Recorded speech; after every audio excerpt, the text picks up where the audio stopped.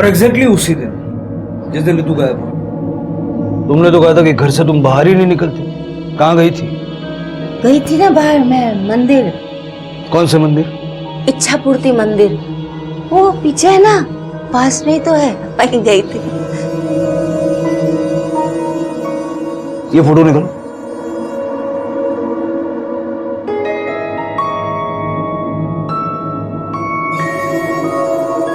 ये फोटो लो और इच्छा पूर्ति मंदिर जाओ, पता करो कि ये वहां गई भी थी या नहीं। पता तो चले सच बोल रही है या झूठ।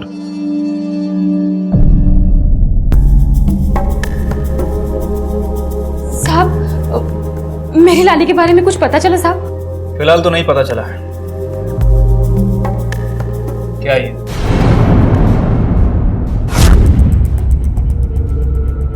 साहब, वो मैं उस दिन खाई में थी तो। ऐसी कैसी खाई? इतनी छोटी बच्ची नहीं दिखी तुम्हें? चलो मान लेते हैं कि तुम जल्दी में थी, बच्ची को धक्का लगा, लेकिन पीछे मुड़कर भी नहीं देखा। साहब, बाद में मेरे को बुरा लगा, लेकिन कोई दूसरा बच्चा होता तो उसके साथ भी यही करती तुम? तुम्ही ने इल्जाम लगाया था ना ऋतु पर। कहीं ऐसा तो नहीं कि ऋतु से बदला लेने के चक्कर में तुम्ही ने उसे गायब किया? मेरी लाली को ऋतु नहीं मारा साहब। ऐसा आरोप मेरे ऊपर मत लगाओ साहब। मैं किसी बच्ची को काय को मारेगी साहब? और ऋतु तो मेरी लाली जैसी है साहब। साहब, आप बरोबर बोले कि मैं ऋतु को पसंद नहीं करती, लेकिन साहब मैं उसको मारेगी नहीं। बहुत दया आती है साहब उसकी। बेचारी का तो नसीब ही खराब है। साफ साफ बताओ क्या बोलना चाहती हो? ऋतु के माँ बाप को तो उसकी कुछ परिचय नहीं है। आखा दिन वो इधर उधर घूमती रहती है।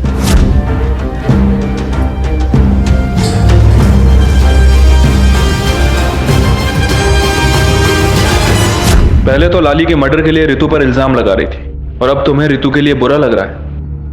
साहब, ऋतु तो मेरी लाली जैसी है। मैं इसको कभी नहीं मारेगी साहब। काय को उसको मारेगी?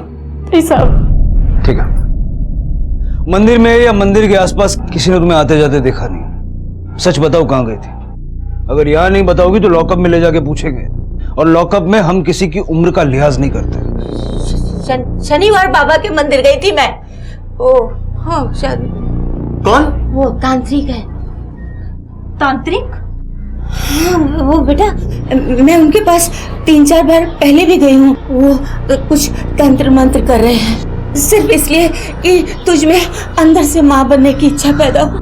वो तेरे लिए मैं डाइट का खाना बनाती हूँ ना, तो बाबा जी की दी हुई थोड़ी सी विभूति उसमें मिला के तुझे खिला देती हूँ, और कुछ नहीं बच्चे। मैंने वो ये चक्कर क्या है? जो बच्ची है आपकी, उसकी तो आप कोई परवाह नहीं करते, फिर से बच्चा चाहिए। सर ऋतु हमारी बेटी नहीं है। She is adopted. उसे गोद लिया था हमने। एक बच्चे को गोद लेना खिलौना खरीदने जैसा नहीं है कि जब मन भर गया तो उसे फेंक दिया जाए। ये एक ऐसी जिम्मेदारी है जिससे मुंह नहीं मोड़ा जा सकता। एक ऐसा दायित्व है जिसे शायद ऋतु के माता पिता और दादी कभी समझ ही नहीं पाए। सर, नीलम के कॉल रिकॉर्ड से ऐसे किसी भी शख्स का नाम सामने नहीं आया जो ऋतु को गायब करने में उसकी मदद कर सके। सर, फोन ट्रायंगुलेशन रिकॉर्ड के हिसाब से जिस दिन ऋतु गायब हुई, नीलम की लोकेशन सोसाइटी की थी। वो पूरे दिन सोसाइटी में ही थी। हाँ, लेकिन उसने इल्जाम लगाया कि ऋतु की फैमिली उसे लाइक नहीं करती, क्योंकि ऋतु उनकी सगी बेटी नहीं है बल्कि अडॉप्टेड है। मुझे भी अभी पता चला, और हो सकता है कि इसीलिए वो लोग ऋतु के साथ में बुरा सलूक करते हैं। गोखले, गोद लिए हुए बच्चों के घर से भाग जाने के बहुत सारे केसेस सामने आते हैं। ऐसा तो नहीं कि ऋतु भी भाग गई हो सकता है सर, स्पेशली जब उसे किसी ने उकसाया हो। गोखले, मुझे लगता है कि उसकी गुमशुदगी इस एडॉप्शन के एंगल से जुड़ी हुई, या फिर हो सकता है कि उसे किसी से डर था। सर, ऐसा भी तो हो सकता है कि ऋतु ऐसा कुछ जानती हो जो किसी और को ना पता हो। जो भी है गोखले, लेकिन अगर ऋतु घर से भागी भी है तो उसकी जान को बाहर उतना ही खतरा है, क्योंकि इन सारे केसेस में ऋतु का नाम कहीं ना कहीं जुड़ा हुआ है। 2 बच्चियों की हत्या और अब खुद ऋतु का गायब हो जाना। इससे पहले कि उसे कुछ हो जाए, हमें उसे ढूंढना पड़े। Okay sir. सच चाहे जो भी हो, लेकिन ऋतु की गुमशुदगी के पीछे उसके परिवार की लापरवाही एक बहुत बड़ा कारण था। और पुलिस के अनुसार ऋतु की गुमशुदगी जो सिर्फ हादसे नहीं थे बल्कि सोची समझी हत्याएं थी।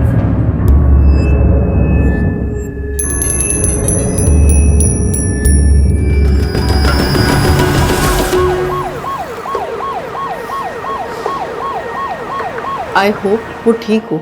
मैंने ही उसका नाम ऋतु रखा था। 2 साल की थी तब उसे अडॉप्ट किया गया था। वेरी स्वीट गर्ल, बहुत ही एक्टिव थी, सब कुछ बहुत जल्दी सीख जाती थी। लेकिन घर पे तो बड़ी चुपचाप और सहमी सहमी से है। सरप्राइजिंगली सर, एक्चुअली हमारे यहाँ एक पॉलिसी है हर 3 साल के बाद अडॉप्ट किए गए बच्चे की अपडेट करने की, वो फैमिली में एडजस्ट हो पा रहा है कि नहीं। जब वो 5 साल की हुई तब तो हमने मीटिंग की थी, पर जब वो 8 साल की हुई तब क्या? तब हमने उसकी फैमिली से कांटेक्ट करने की कोशिश की, पर उसकी फैमिली ने कोई टाइम ही नहीं दिया, हमेशा हमें अवॉइड करते थे और आखिरकार उन्होंने हमें फोन पे बात करवा दी और बस मामला खत्म हो गया।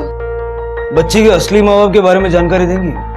जी नहीं सर, वो तो हमें रास्ते पे मिली थी, हमने पेपर में इश्तिहार भी दिया था, FIR भी दर्ज करवाई थी रूल्स के मुताबिक, पर आज तक किसी ने कांटेक्ट करने की कोशिश नहीं की। एक हंसती खेलती नॉर्मल बच्ची की ये हालत कर दी तुम लोगों ने। ऑर्फनेज से भी बात की हमने, सोसाइटी के एक एक आदमी को पता है तुम लोगों ने रितु के साथ कैसा सुलूक किया। सीधे सीधे बोल, क्या किया रितु के साथ? पहले गोद लिया और जब ऊब गया तो छुटकारा पाने के लिए मार दिया उसे। नहीं सर, ऐसा कुछ भी नहीं है सर, हम सिर्फ थोड़ा सा सख्त है उसके साथ सर, कुछ भी नहीं किया हमने। हाँ सर, हमने कुछ भी नहीं किया उसके साथ। वो तो बच्ची बिगड़ ना जाए, ये नाटक मेरे आगे मत करना। उसकी गुमशुदगी की रिपोर्ट भी तुमसे लिखवानी पड़ी हमें। कितनी परवाह है तुम्हें उस बच्ची की हम जानते हैं।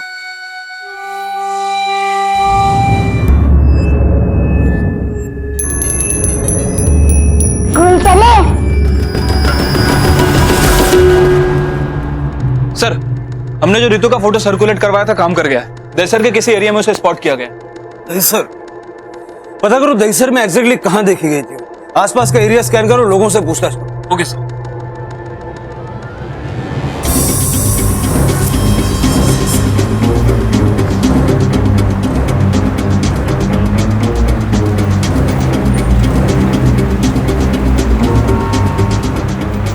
इस बच्ची को देखा है कहीं? देखा तो है, एक औरत थी इसके साथ, मैंने ही नहीं छोड़ा था। कहाँ पे छोड़ा था? Mega city shopping centre mall पर।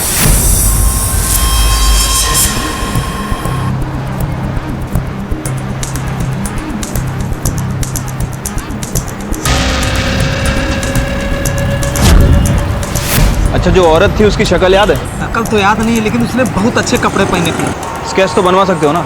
थोड़ी मदद कर सकता हूँ। ठीक है। इस बच्ची के साथ एक औरत थी जो इस मॉल में आया था, तो जानते हो इसके बारे में? हाँ साहब, ये बच्ची के साथ एक औरत तो आई थी, क्योंकि ये बच्ची गिर गई थी साहब और बहुत रो रही थी, लेकिन वो लोग अंदर नहीं आए, बाहर से बाहर ही चले गए। अच्छा, जो औरत थी उसकी शक्ल याद है आपको? शक्ल तो पूरी तरह से याद नहीं है साहब। स्केच बनवा सकते हो? कोशिश करूंगा।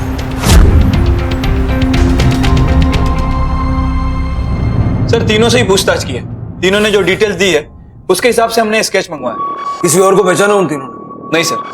सर, नीलम, मीरा, क्षितिजा और रितु की मां श्रुति, इन सभी के फोटो दिखाए। इनमें से किसी को नहीं पहचाना। उनका कहना है कि ये औरत कोई और ही है। सर, बात करने पर ऐसा लग रहा था कि खुद भी कॉन्फिडेंस नहीं है। फिर उन्हें स्केच बनवाया। सर, मुझे नहीं लगता कि हमें इस स्केच से कुछ हासिल हो। आई नो गुप्ते, लेकिन इस वक्त हमारे पास कुछ भी नहीं है सिवाय इस स्केच के। एक काम करते हैं, सुलेखा सोसाइटी में चल के ये स्केच वेरीफाई करते हैं। क्या चालू है इधर? सब पता नहीं है कौन है, हमारी सोसाइटी में आके हम ही से काम छीन रही है। तूने ठेका ले रखा है इस सोसाइटी में काम करने का कि केवल तू ही काम करेगी? नहीं साहब, ऐसा नहीं है। इधर कैसा है कि सभी लोग हम ही लोग को काम पे रखते हैं।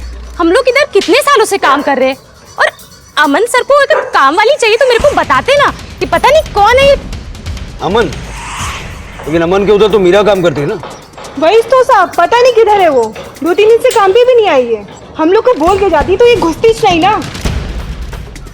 ठीक है, अपना अपना काम करो, जाओ, चलो जाओ। मुखले, रितु 2 दिन से गायब है और मीरा भी 3 दिन से नहीं है। रितु का गायब होना और मीरा का नहीं आना ये आपस में कनेक्टेड तो नहीं? Meera is very good. मैं तो सभी को कहता हूँ कि घर में बच्चे हो तो मीरा को ही रखे। मतलब जैसे सोसाइटी के लोग बताते हैं, मीरा को सोसाइटी के बच्चों से लगाव था, खास करके रितु से। हाँ सर। गोखले, अब तक हम सोच रहे थे कि कहीं रितु को कोई नुकसान न पहुंचाना चाहता हो, लेकिन कहीं ऐसा तो नहीं कि रितु को उसके माँ बाप से बचाने के लिए अगवा किया गया हो? सर, मीरा के घर जाके पूछताछ करो, देखो क्या मिलता है। Okay sir.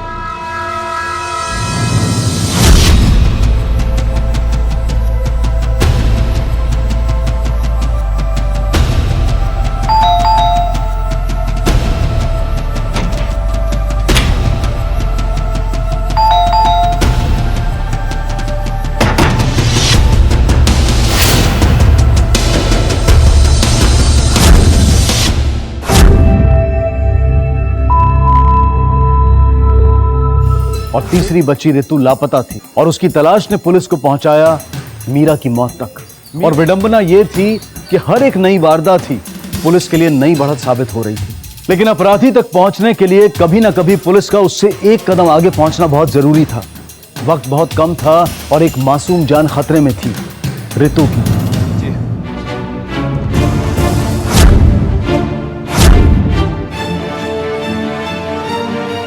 Hello sir, body को पोस्टमार्टम के लिए भेज दिया।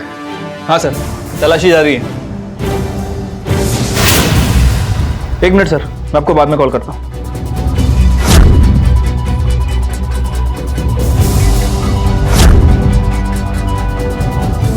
रितु सर, ये कुछ सामान मिला है। इसका मतलब ये हुआ कि रितु इसी घर में थी। फॉरेंसिक के लिए भेजो। ये स्कूल ड्रेस, ये जूते, कपड़े, किताबें, ये रितु के हैं?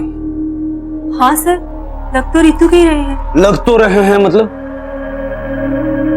मानता हूं कि तुम दोनों को रितु की कोई परवाह नहीं, उसकी चीजें ही पहचान लेता है। सर हम कोशिश कर रहे हैं सर आपकी मदद करने की। वो दिख रहा है।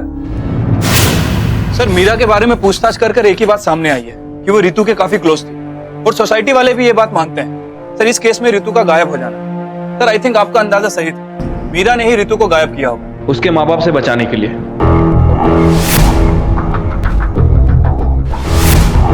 गोखले, सबसे पहला सवाल तो ये उठता है कि मीरा ने रितु को खुद से किडनैप किया या फिर किसी और के लिए सिर्फ अपने घर में रखा। और उससे भी बड़ा सवाल यह है कि रितु मीरा के मरने से पहले भागी या मीरा के मरने के बाद, या फिर कोई और था जो रितु को अपने साथ ले गया। सर, इस केस में ऑलरेडी 2 बच्चियों की जान जा चुकी है। सर, मुझे नहीं लगता कि रितु के जिंदा होने के कोई चांसेस है। और सर, अब ये मीरा की मौत। एक और एंगल है गोखले, रितु का बचपन काफी ट्रॉमेटिक रहा है। मतलब एक ऐसी बच्ची जो ऑर्फनेज से एक ऐसे घर में आई जहां किसी को उसकी परवाह। ऐसे बच्चे की दिमागी हालत क्या होती? कहीं ऐसा तो नहीं कि रितु ने ही लाली, विजय और मीरा को मारा, फिर डर के मारे भाग गई? सर, ऐसा भी तो हो सकता है कि रितु के साथ देखी गई औरत मीरा ही। ये कंफर्म करने का तो एक ही तरीका है। साहब मेरे को काहे सब लफड़े में घसीट रहे हैं? ए, जितना पूछ रहा हूँ जवाब दे। क्या यही वो औरत है? हाँ साहब, यही है वो। साहब, अब मैं जाऊं? ए, ठीक से देख और बता। लगती तो ऐसे ही हैं, पर बराबर बता नहीं पाऊंगा। एकदम पूरी गारंटी के साथ नहीं बोल सकता कि लड़की के साथ यही थी या नहीं। ठीक है, जा। ठीक है साहब। बोल गो। सर, वही हुआ जिसका डर था। इस केस से कंफर्म नहीं हो पा रहा है कि वो स्केच मीरा का है या फिर किसी और का। सर, अभी भी ये सवाल बना हुआ है कि आखिर मीरा ने रितु का किडनैप क्यों किया। शायद हमें नए एंगल से सोचना चाहिए गोखले। ये भी हो सकता है कि मीरा की कोई पार्टनर थी जो मीरा को मार कर और रितु को लेकर चली, और हो सकता है कि वो स्केच शायद उसी का हो। मीरा का बैकग्राउंड चेक करो, पता करो मीरा के आस पड़ोस में किसी ने रितु को देखा है क्या। Okay sir. मैं रेडी हूँ, शॉपिंग चले? सर, मीरा कभी किसी से ज्यादा बात नहीं करती थी। और उसकी बच्ची? बच्ची? सर, उसकी शादी भी हुई थी क्या? मैंने तो कभी नहीं देखा, अकेले ही रहती थी वो यहाँ। हेलो सर, मेरा खास करके कॉल रिकॉर्ड्स आ गए हैं। ठीक है, हम लोग आ रहे हैं। Thank you. सर, ना तो रितु को किसी ने वहां देखा और ना ही मीरा को। इनफैक्ट उनके फैमिली मेंबर को भी नहीं। सर, मीरा शादीशुदा थी। अगर उसका पति था तो फिर वो कहाँ है सर? और वो स्केच, उस औरत को पहचाना किसी ने? नहीं सर, मीरा कुछ साल पहले ही वहां पे शिफ्ट हुई थी। अकेली ही रहती थी, ज्यादा किसी से बात नहीं करती थी। सर, कॉल रिकॉर्ड के हिसाब से वो 2 लोगों के टच में थी। एक नंबर तो नीलम के नाम रजिस्टर्ड है और दूसरा किसी बैंक का एम्प्लॉई है। क्या नाम है उस बैंक एग्जीक्यूटिव का? सर, गौरव कपासी। गौरव नहीं सर, गौतम कपासी। थोड़ा पानी मिलेगा सर?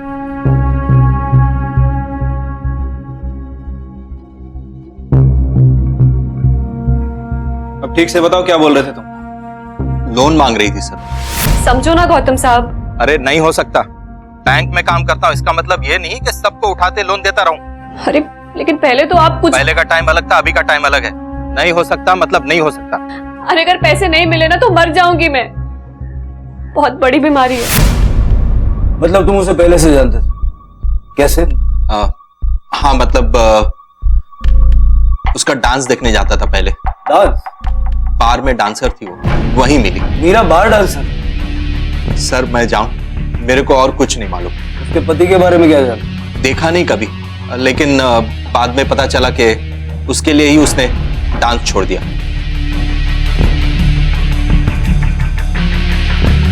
जाओ। गोखले मीरा बार डांसर थी, उसका वास्ता गलत लोगों से, क्रिमिनल्स से रहा होगा। हो सकता है कि उसके लिंक्स चाइल्ड ट्रैफिकिंग करने वालों के साथ भी हो। सर आपको लगता है कि मीरा ने रितु को किडनैप किया होगा? पैसों के लिए, उसे इलाज के लिए पैसों की जरूरत थी। नहीं चाहिए, नहीं चाहिए। सर कहीं लाली और विजया मीरा के इस मोटी का शिकार तो नहीं हो गए? लेकिन सर फिर मीरा को किसने मारा होगा? मुगले हो सकता है कि मीरा के इरादों का किसी और को पता चल गया हो और उसने मीरा को मार के रितु को किडनैप किया हो।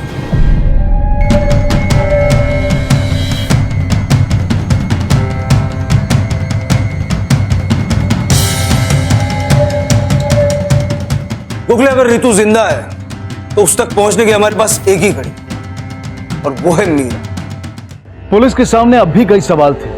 क्या मीरा ने रितु का अपहरण किया था, या फिर वो सिर्फ उसे अपने पास सुरक्षित रखना चाहती थी? क्या मीरा इस काम में अकेली थी या फिर कोई उसकी मदद कर रहा था? रितु को आखिरी बार जिस औरत के साथ देखा गया था, क्या वो मीरा ही थी या फिर कोई और? मीरा के अतीत के काले राज के साथ सामने आई बच्चों की तस्करी की संभावना। यह साफ था कि रितु के माता पिता उसके प्रति निर्मम और क्रूर थे। ऐसी स्थिति में वो जहां भी थी, जिस किसी के भी साथ थी, उसका वहां खुश होना अजीब होने के साथ साथ स्वाभाविक भी लगता है। रितु जो डरी सहमी चुपचाप रहा करती थी, अब अचानक बोलने लगी थी। स्कूल चले? पर धीरे धीरे उसकी आवाज ये खुशी दोबारा चुप्पी में तब्दील होती दिखाई दी। क्या वक्त रहते पुलिस उस तक पहुंच पाएगी इससे पहले कि रितु किसी बुरी घटना का शिकार हो जाए? सब बीमारी के बारे में तो मेरे को नहीं बताई वो। मीरा बार डांसर थी, कुछ पता है उसके बारे में? बार डांसर? नहीं साहब, मेरे को इसके बारे में कुछ नहीं मालूम, और अगर ऐसा कुछ होता तो मैं उसे अपने आजू बाजू भटकने भी नहीं देती। पैसों की तंगी को लेकर कभी कोई बात की थी उसने? बोलेगी या फिर ले चलूं थाने? वो सब एक बार वो मेरे को बोली पैसे के बारे में, लेकिन सब उसके बाद मेरे को नहीं मालूम साहब, बहुत समय हो गया। इसका मतलब मेरी विजय को मीरा ने मारा? वो मर गई, उसके पापों की सजा मिल गई उसे। विजू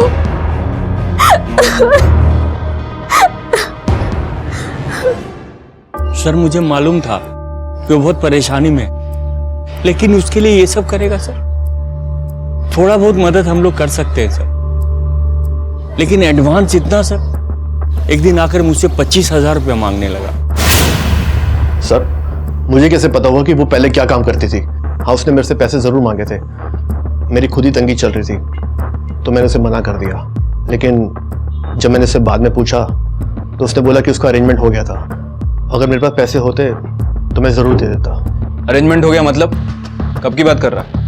आई थिंक उसके गायब होने से पहले 1-2 दिन पहले की बात है। सर एक बात तो कंफर्म है कि मीरा पैसों के लिए डेस्परेट थी, किसी भी हद तक जा सकती थी। सर सोसाइटी में भी किसी ने उसकी मदद नहीं की और बैंक से भी उसका रिजेक्शन हो गया। सर आखिरकार इतना पैसा उसके पास आया कहां से? मुगले, कोई तो है जो अभी भी हमसे झूठ बोल रहा है, क्योंकि इतना तो हम जान गए कि लाली और विजया को धक्का देने वाला सोसाइटी में से कोई था।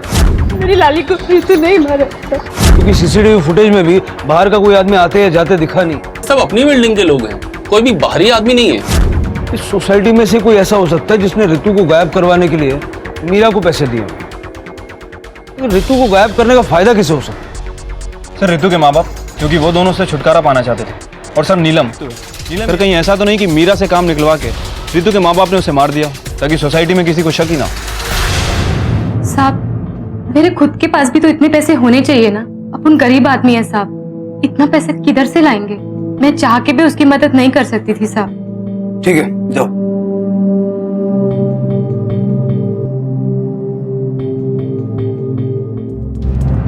पूछताछ के दौरान हमें पता चला कि बहुत पहले मीरा तुम्हारे यहाँ काम करती थी, फिर एक झगड़ा हुआ बहुत बड़ा और तुमने उसे नौकरी से निकाल दिया। क्या हुआ? अगर यहाँ नहीं बताना तो लॉकअप में चल के पूछना। नहीं सर, बताते हैं। सर वो हमें ही ज्ञान देने लगी थी, हमारे पर्सनल मैटर में घुसने लगी थी। क्या पर्सनल मैटर्स? सर वो मीरा, उसे लगता था कि हम ऋतु के साथ गुजार नहीं सकते। उसी क्या प्रॉब्लम है सर? ऋतु हमारी बेटी है ना, हम जैसे चाहे वैसे रखे उसे। 2 टके की नौकरानी लात मार के निकाल दिया उसे। क्या री, मेरे घर के मामले में बहुत टांग अड़ाने लगी है। चल निकल यहाँ से, चल अभी के अभी निकल जा, अब दोबारा अपनी शक्ल मत दिखाना। लेकिन हमने तो सुना कि उसी ने नौकरी छोड़ दी, और वैसे भी एक नौकरानी को नौकरी छोड़नी पड़ जाए, ऐसा क्या कर रहे थे आप ऋतु के साथ? बच्ची को अगर कुछ हो गया ना, तुम दोनों को छोड़ूंगा नहीं मैं। बच्ची को मिल जाने दो, उसके साथ बुरा व्यवहार करने की सजा तो मैं तुम्हें दिलवा के रहूंगा। सर तुम लोग जा सकते हो, लेकिन शहर छोड़ के मत जाना, जरूरत पड़ेगी तो फिर बुलाऊंगा। जी सर।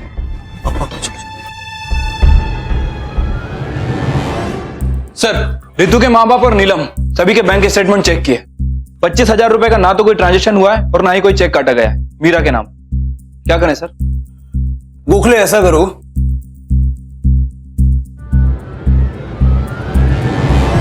झूठ क्यों बोला तू?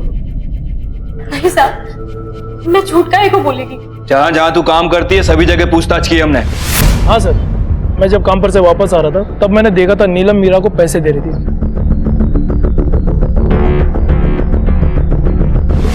देख नीलम, अब झूठ बोलने का कोई फायदा नहीं। हम जानते हैं कि तूने ही मीरा को पैसे दिए ताकि ऋतु को किडनैप करवा के तू लाली के मर्डर का बदला ले सके। तुझे पूरा विश्वास है कि ऋतु ने ही लाली को मारा था, है ना? नहीं साहब, मैंने ऐसा कुछ भी नहीं किया है। मैं ये सब काहे को करेगी? मेरे को जाने दो साहब, मेरे को कुछ नहीं ऐसे पता। सच नहीं बताएगी तू। नहीं साहब, मीरा को पैसे क्यों दिए थे? बताती हूँ सब, मैंने पैसे दिए साहब, लेकिन ऋतु को नुकसान पहुंचाने के लिए नहीं साहब, अपनी बेटी लाली को बचाने के लिए। ये सारी चीजें किशोर की वजह से हुई। बोल कर सारे पैसे दारू में उड़ा देता था।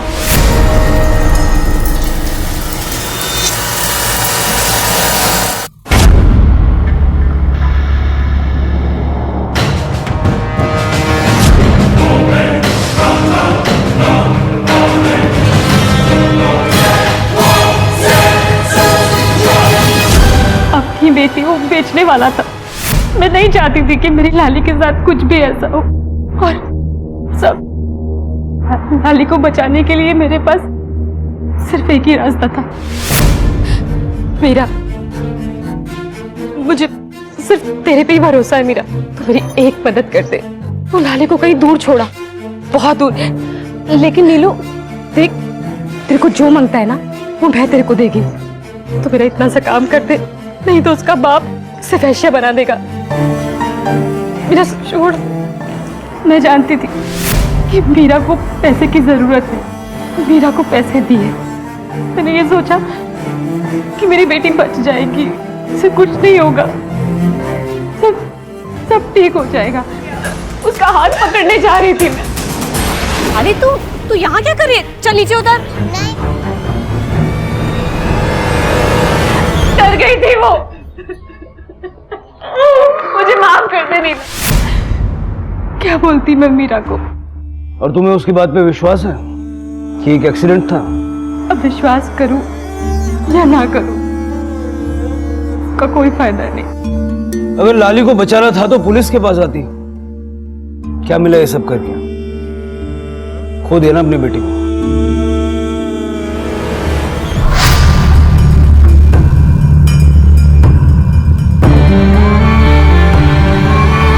Sir, I am sure Meera ने नीलम से झूठ बोला।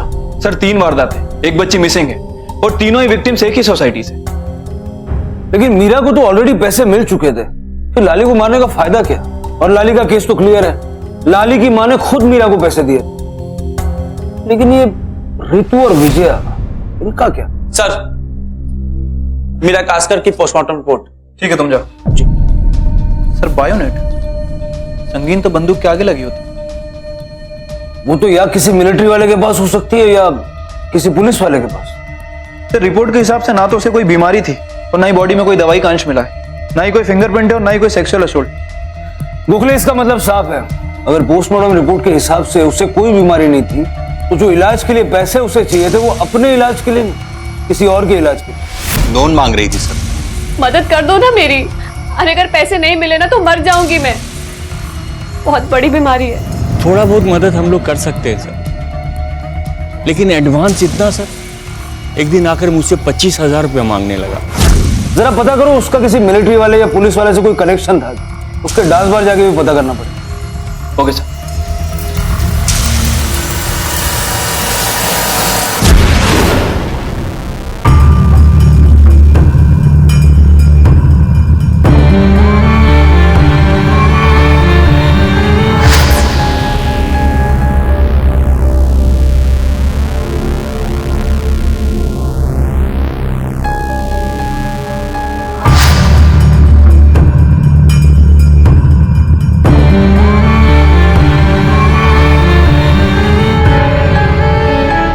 चले?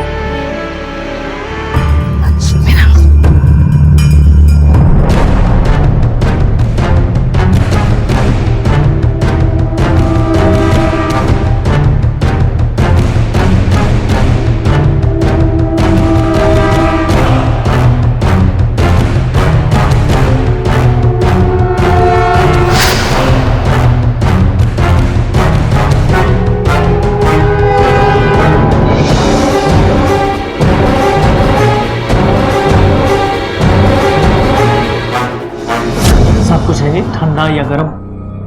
ये ठंडा गर्म छोड़, ये लड़की के बारे में बता। ये तो साहब चंदा है साहब। बार डांसर्स के ज्यादातर दो नाम होते हैं, एक बार के अंदर और दूसरा बार के बाहर। इसको हम लोग चंदा ही बुलाते थे। इधर ही काम करती थी साहब, अच्छी लड़की थी और कई लोग इसके ऊपर फिदा थे।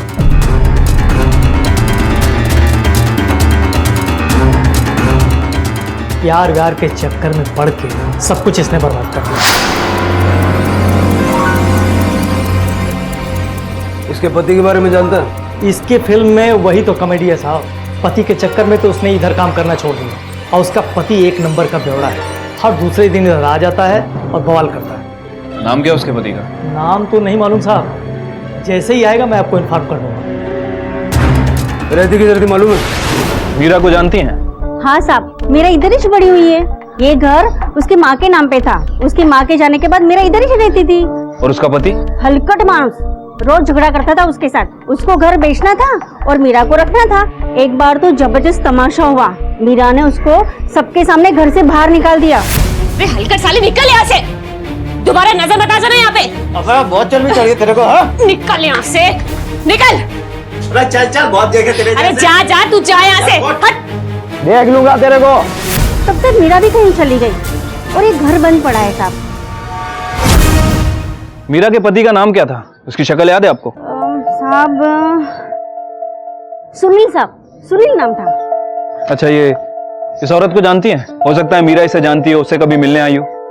नहीं नहीं, मैंने इसको कभी नहीं देखा साहब। Thank you.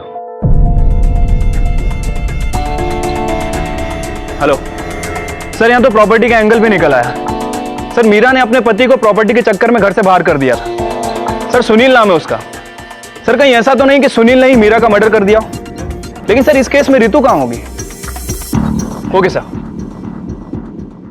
लाली, विजय और मीरा की मौत से भी पहले इस कहानी की शुरुआत हुई थी दो महिलाओं की दिल दहला देने वाली हत्या की खबर से। वो कौन सी कड़ी थी जो इन हत्याओं को रितु की गुमशुदगी से जोड़ती थी?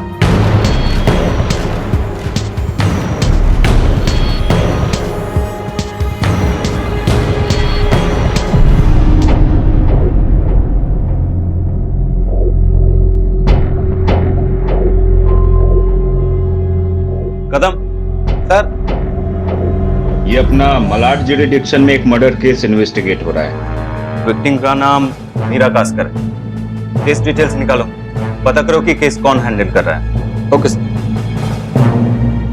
क्या मीरा की हत्या के पीछे उसी के पति का हाथ था? हलकट मानुस, रोज झगड़ा करता था उसके साथ। क्या रितु भी बदकिस्मती से इसी गुनाह की गवाह बन गई थी, या फिर उसकी गुमशुदगी के पीछे उसका अपना परिवार जिम्मेदार था?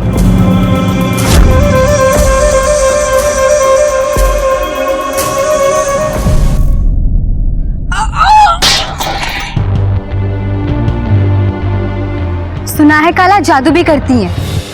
ऐसे लोगों को तो निकालकर बाहर ही फेंक देना चाहिए। आज अपनी पोती को गायब करवाया है, कल पता नहीं किस किस को गायब करवाएंगी। नवरात्र की बात चल रही है क्या? भाई मैं तो कहता हूँ डीजे रखते हैं, सभी को मजा आएगा और बच्चे भी एंजॉय करेंगे। तू तो रहने दे, अपनी बेटी को खुद गायब करवा के और बच्चों की मनोरंजन की बात कर रहा है। अभी हादसा हुआ, आप में से कौन यहाँ था?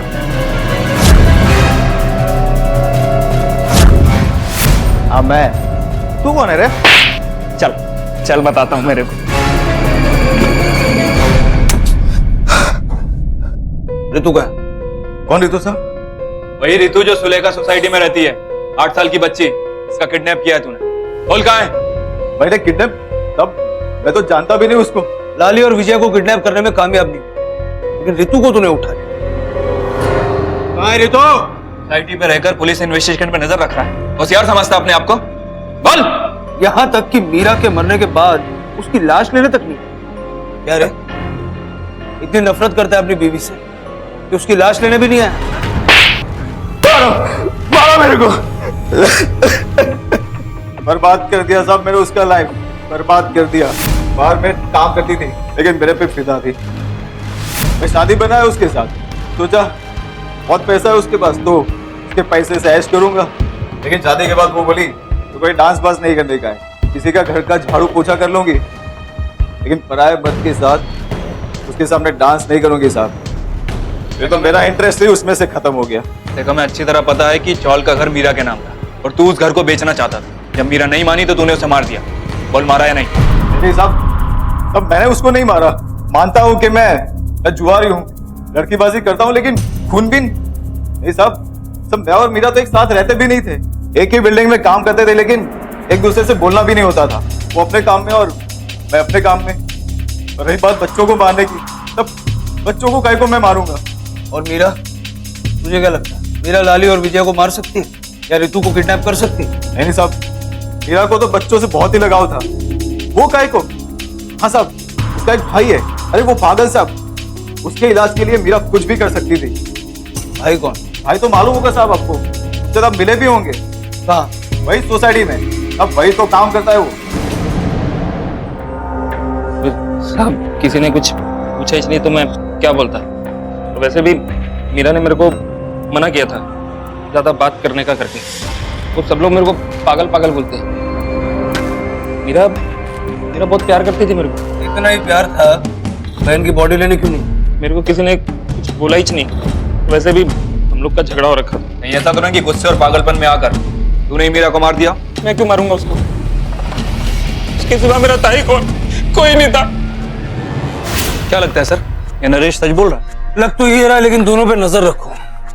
मुझे कमाल की बात है, मीरा, उसका पति और उसका भाई इतने टाइम से एक ही सोसाइटी में काम कर रहे थे, किसी को भनक तक नहीं लगी। सर मुझे तो इस सुनील पर ही शक है, क्योंकि प्रॉपर्टी अभी भी मीरा और नरेश के नाम रजिस्टर्ड है। सुनील ने मीरा से प्रॉपर्टी के चक्कर में शादी की और नरेश की दिमागी हालत सही नहीं। सर इस केस में अगर मीरा कहीं गायब हो जाती है या फिर उसका कहीं मर्डर हो जाता है तो प्रॉपर्टी ऑटोमेटिकली सुनील के हाथ चली जाएगी, क्योंकि वो अभी भी उसका पति है। उन दोनों के बीच डाइवोर्स नहीं हुआ। अगर सुनील ने मीरा को मारा तो रितु कहाँ? सुनील ने रितु को बेच तो नहीं दिया। काम करो, दोनों के घर का सर्च वारंट निकलवा और खोना खोना छानना, और दोनों के कॉल रिकॉर्ड्स भी निकलवा। Okay sir.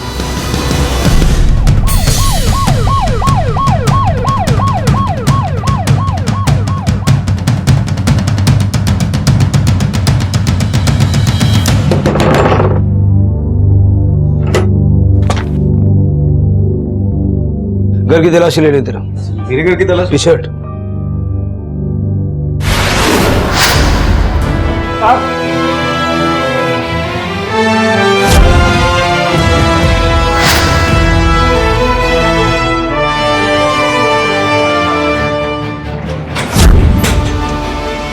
खुशमिला? नहीं सर। मात्रे को बोलो उसके घर जाके समझाए। सर सुनील के कॉल रिकॉर्ड के हिसाब से सुनील सच बोल रहा था। वो मीरा के कांटेक्ट में नहीं था, लेकिन सर एक नया नंबर सामने आया। सुनील अक्सर इससे बातें किया करता था।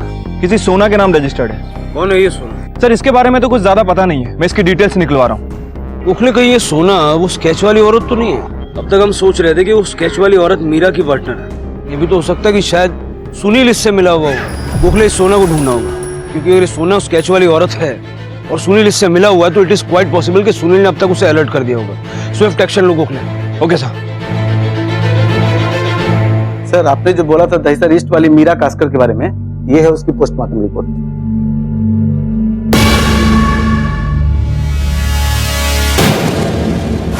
सर घर में ताला लगा हुआ था, मैंने ताला तोड़वा दिया है। शिंदे सर्चिंग कर रहा है। अभी तक तो नहीं सर।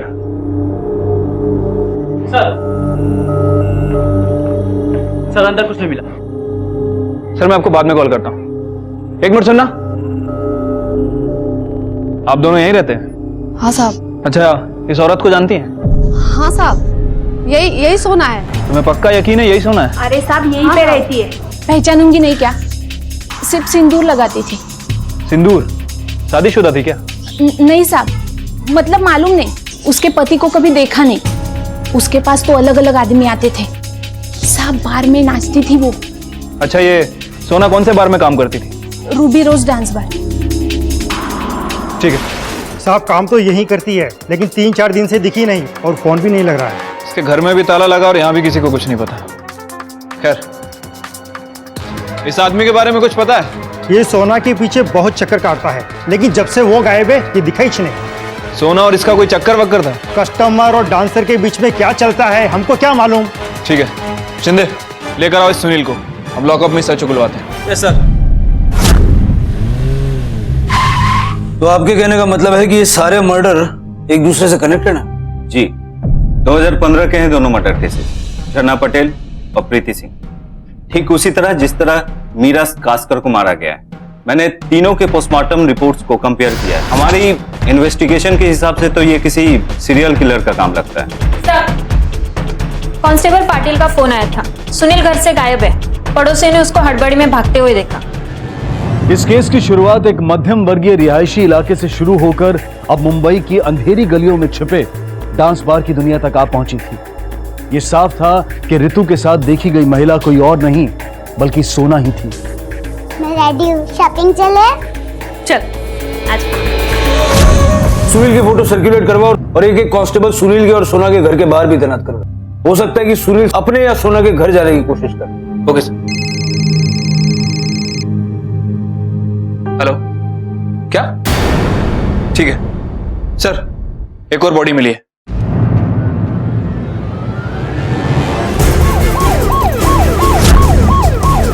किधर है?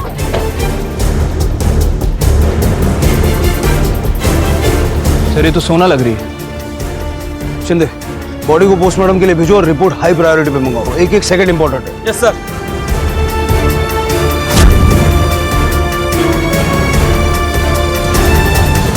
सर रितु को आखिरी बार सोना के साथ देखा गया था और सोना अब रही नहीं। सर कहीं ऐसा तो नहीं कि सुनील नहीं सोना को? गोखले, अब तक मिले सबूतों के हिसाब से तो सुनील ही वो सीरियल किलर है जिसे हम ढूंढ रहे हैं। हो सकता है कि सुनील के कहने पर ही सोना ने रितु को अपने पास रखा हो और अपना मतलब निकल जाने पे सुनील ने सोना को मार दिया और रितु को लेकर फरार हो गया। सर अगर रितु जिंदा हुई तो सुनील का अगला टारगेट हो सकती है। You right. इससे पहले कि सुनील किसी और को नुकसान पहुंचा पाए हमें उसे दबोचना होगा। सुनील को हाई प्रायोरिटी पे ट्रेस करो। Okay sir.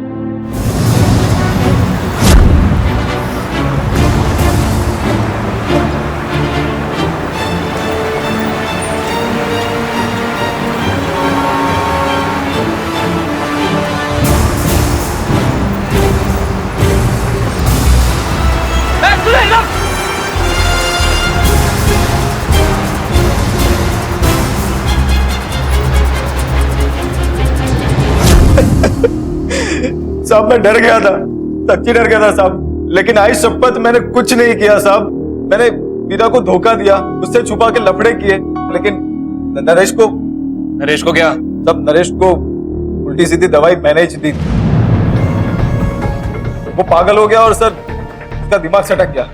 तब वो पागल नहीं था, मैंने ही जो उसको पागल बनाया ताकि मीरा की प्रॉपर्टी उसके साथ बांटनी ना पड़े, है ना? उसके बाद मीरा को भी मार डाला। नहीं साहब, तब मैंने कुछ नहीं किया। तब मैंने जो किया मैं सब बता दिया। इसके अलावा और मैंने और कुछ नहीं किया साहब। कहानी सुनाना बंद कर, समझा? सोना के साथ क्या चक्कर था तेरा? पार्टनर थे ना तुम दोनों? मार दिया ना तूने उसे? सोना को मैंने नहीं मारा साहब। और पार्टनर सब वो मेरी पार्टनर नहीं थी सर, वो तो मुझे भाव भी नहीं देती थी। नफरत करती थी तो फोन पर इतनी बातें क्यों करता था उसके साथ? बोल। तब उसका नंबर मुझे एक बाउंसर से मिला था। मैं एक्टिंग कर रहा था साहब दिल्ली की एक पार्टी बन के। उसको भी इंटरेस्ट था तो वो भी बात कर रही थी। तब वो मुझसे मिलना चाहती थी, मैं मिलता तो सच्चाई सामने आ जाती, इसलिए मैं टाल रहा था। हेलो, ठीक है चल। सब ये लड़का देके गया था स्टूडियो से, मैं सोची सोना आएगी तो मैं दे दूंगी। तुमने खोला था इसे? वो छोड़ो ना साहब, यही है उसका बॉयफ्रेंड। ठीक है आप जाओ।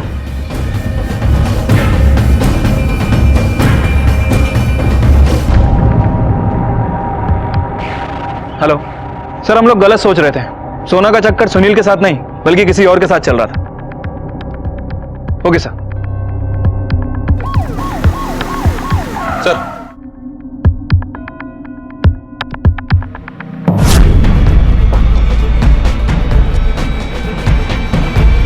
बोलो उसको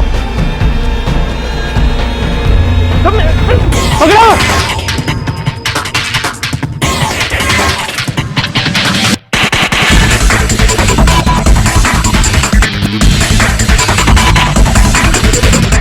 अब पता चला ये इतना धीरे धीरे बात क्यों करता है। इसकी जबान बड़ी धीरे चलती है लेकिन दिमाग जरूरत से कुछ ज्यादा ही तेज चलता है। पागल नहीं, शातिर। लेकिन अब तेरा खेल खत्म। अब तू सीधे सीधे सब कुछ बताएगा या मैं अपने तरीके से उगलवाऊं? साहब, मीरा मेरे इलाज के लिए लाली को गायब करने वाली थी, मालूम था मेरे को। मीरा, तू लाली को मुझे दे देना। इतनी दूर उसको अकेली छोड़ने का क्या फायदा? मैं रखूंगा ना उसको अपनी बेटी बना के। पागल है क्या तू? अरे सुन, सबको लगेगा कि तूने उसे किडनैप किया है, जेल में डाल देंगे तुझे, समझा ना? लाली के साथ जो हुआ उसको देख के मेरे को लगा ये तो मैं भी कर सकता हूँ। किसी भी छोटी बच्ची को अपने साथ लेके जाके मैं अपनी बेटी बना के रख सकता हूँ। फिर मैं, बच्ची और सोना।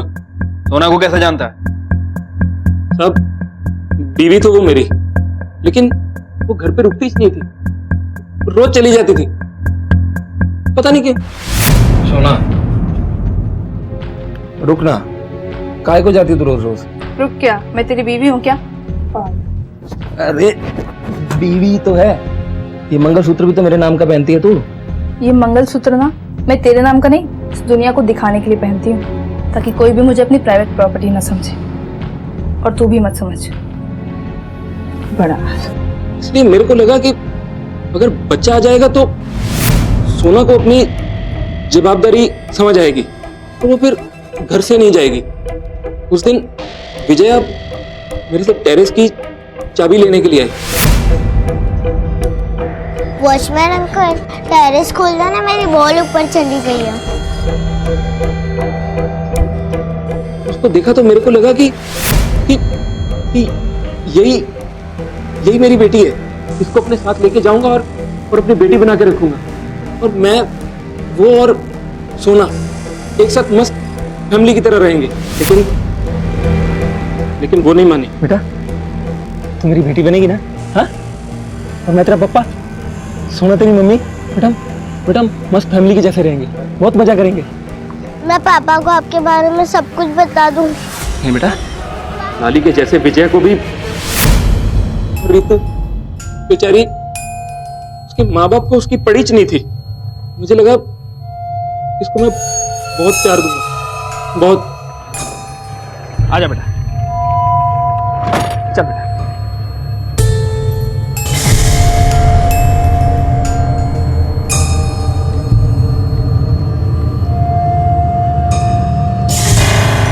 रितु बेटा, तू मेरे साथ चलेगी? हम लोग बहुत मजा करेंगे। हाँ, चल चल चल।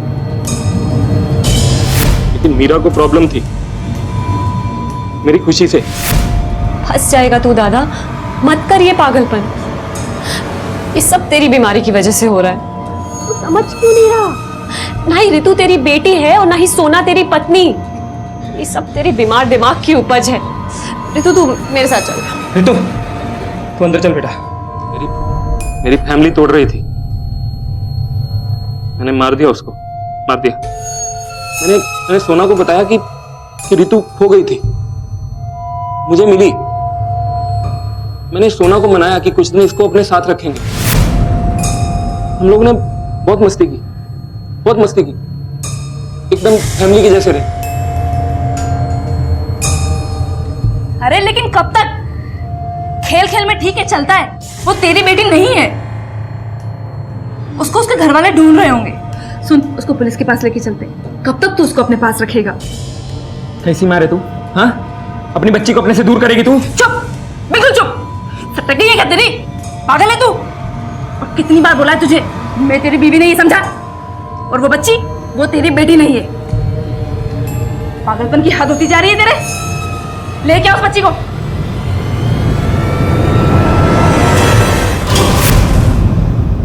बायोनेट कहां से आया तेरे पास? गार्ड की नौकरी से पहले मैं एंटीक शॉप पे काम करता था, वहीं से चुराया था। झरना पटेल और प्रीति सिंह, इन दोनों को क्यों? धोखेबाज थी ये दोनों।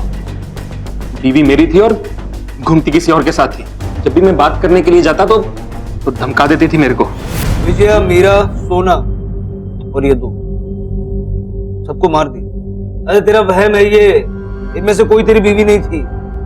सुनील ने खुद हमें बताया, उसने धोखे से तुझे गलत दवाइयां खिला दी और जिसके चलते तेरी ये दिमागी हालत है। तू ये बता रितु का है? रितु!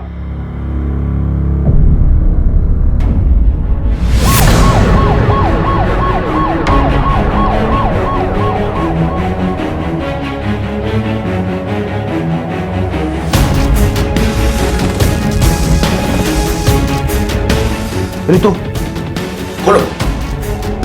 रितु,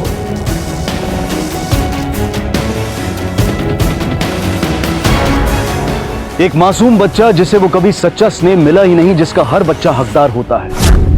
जरूरत, चाहत और जुनून, इन सब में वाकई बहुत बड़ा फर्क होता है। जहां एक तरफ अपने परिवार की चाह में नरेश ने सब कुछ तबाह कर दिया था, वहीं दूसरी तरफ अमन, जिसे कदम कदम पर आलोचना सहनी पड़ी, असल में एक शरीफ और संवेदनशील व्यक्ति साबित हुआ।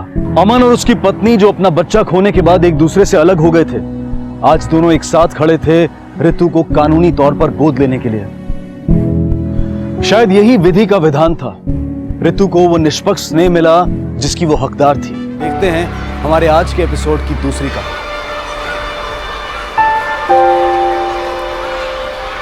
बच्चों की मुस्कान अनमोल है, इसे खोने ना दें। इनके आंसू भी मीठे हों, इन्हें कड़वा ना होने दें। नमस्कार, आदाब। क्राइम पेट्रोल डायल 100 में आप सबका स्वागत है। आप सोच रहे होंगे कि आज का ये एपिसोड यहां मेरे घर से क्यों शुरू हो रहा है। उसकी एक वजह है, क्योंकि आज के एपिसोड में जो केस हम देखने वाले हैं, जिसके बारे में हम बातचीत करने वाले हैं, मुझे पर्सनली ऐसा लगा कि उसकी शुरुआत मेरे घर से ही होनी चाहिए। यह केस सभी माता पिताओं के लिए बहुत जरूरी है और एक पिता होने के नाते मेरा यह फर्ज बनता है कि जो बातचीत मैं आज आपके साथ करने वाला हूं, उसे मैं अपने व्यक्तिगत जीवन में भी इस्तेमाल करूं। यह विषय बहुत गंभीर है और इसके बारे में बातचीत होना बहुत जरूरी है। कहते हैं कि बच्चों का मन कच्ची मिट्टी की तरह से होता है। उनकी सोच समझ को सही आकार, अच्छी शिक्षा और एक जिम्मेदार परवरिश ही दे सकती है। कामयाबी की सीख तो हम सभी अपने बच्चों को देते हैं, लेकिन क्या हम उन्हें यह सिखाते हैं कि हार में भी जीत की प्रेरणा छिपी होती है? गिरने वाला छोटा नहीं, गिरकर उठने वाला भी बड़ा होता है। हम अपने बच्चों को सब कुछ देते हैं, लेकिन कभी कभी हम उन्हें वो नहीं दे पाते जिनकी उन्हें सबसे ज्यादा जरूरत होती है।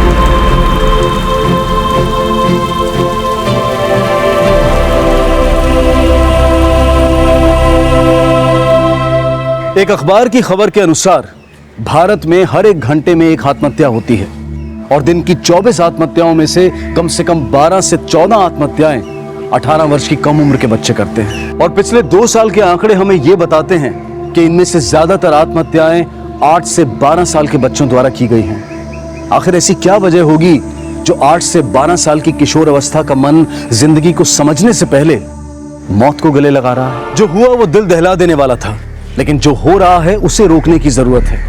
और क्राइम पेट्रोल के माध्यम से आज हम 3 ऐसे केसेस लेकर आए हैं इस एपिसोड में, जो दिया, अनमोल और संजय, इन तीनों के ऐसे जज्बातों से जुड़े हैं जिनकी चर्चा टीचर्स, पेरेंट्स और गार्डियन होने के नाते हम सबको करनी चाहिए कि कहीं बच्चों के प्रति हम ही तो गलत नहीं हैं।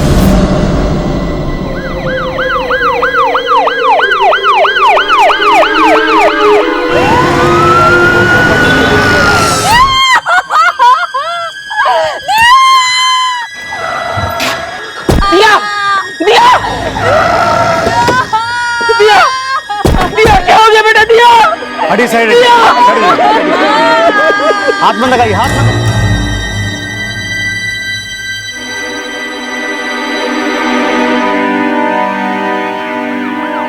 साहब, पानी का नॉब खुलने के लिए ऊपर टेरेस पे गया था साहब। दरवाजा इसलिए बंद नहीं किया क्योंकि फिर से आधे घंटे में वापस नॉब बंद करना था। इसी बीच वो दिया छत पे चली गई और वहां से छलांग लगा दिया साहब। तुम्हारा मतलब है बच्ची ने छत से खुद छलांग लगाई? हाँ साहब।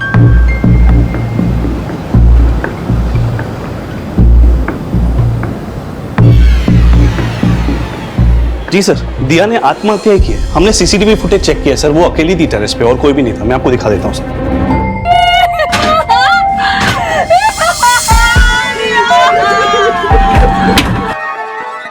ये देखिए सर, दिया टेरेस पे बिल्कुल अकेली है, इसके साथ कोई भी नहीं है। कूद गई सर।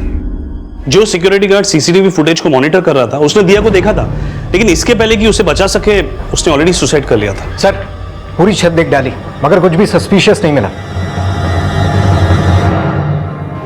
नहीं सर, हमें यकीन नहीं है कि हमारी दिया आत्महत्या कर सकती है।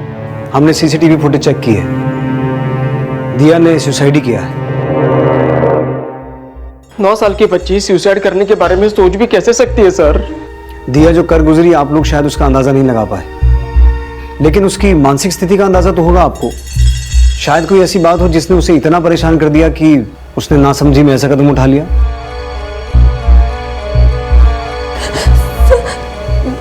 जरूर दिया के स्कूल में कुछ हुआ होगा। दिया जब स्कूल से तब बहुत बहुत अपसेट थी वो। चलो जल्दी से फ्रेश हो जाओ, मैंने तुम्हारे लिए आलू गोभी।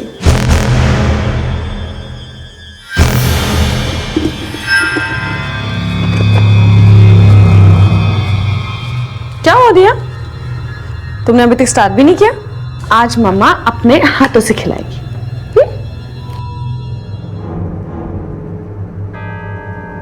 लेकिन पता नहीं वो कैसे कैसे टेरेस में चली गई उसने।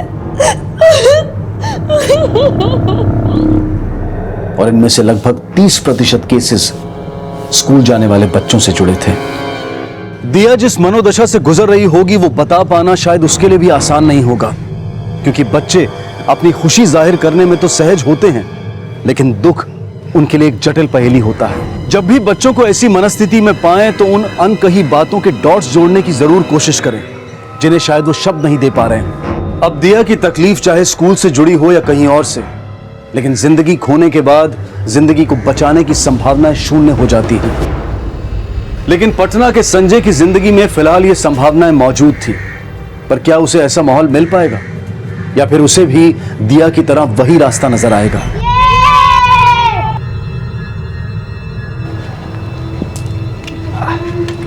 मेंढक, मोर, पपी है, कोयल, सबका मन है छाती बूंदे। अरे हर रोज एक ही कविता पढ़ता है, और कुछ भी पढ़ा कर।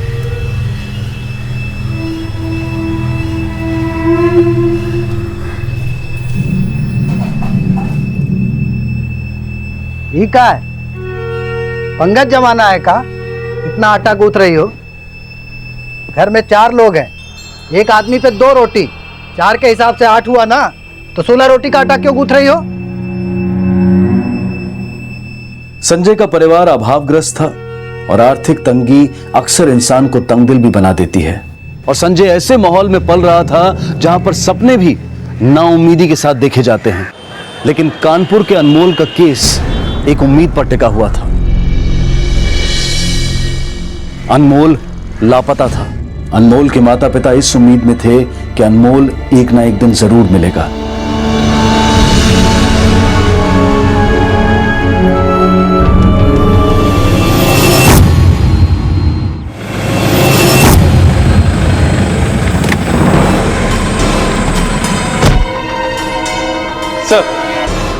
सर अनमोल के मिसिंग केस में अनमोल के स्कूल में पूछताछ की है।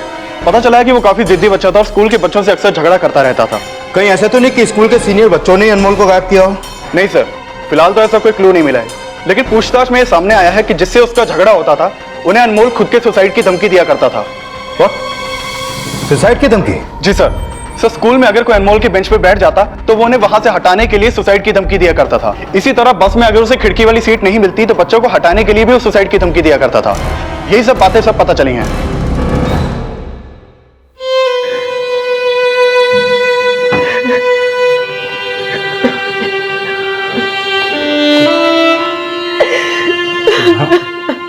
अनमोल का गायब होना एक ऐसा रहस्य था जो जल्द ही कानपुर पुलिस का ध्यान खींचने वाला था।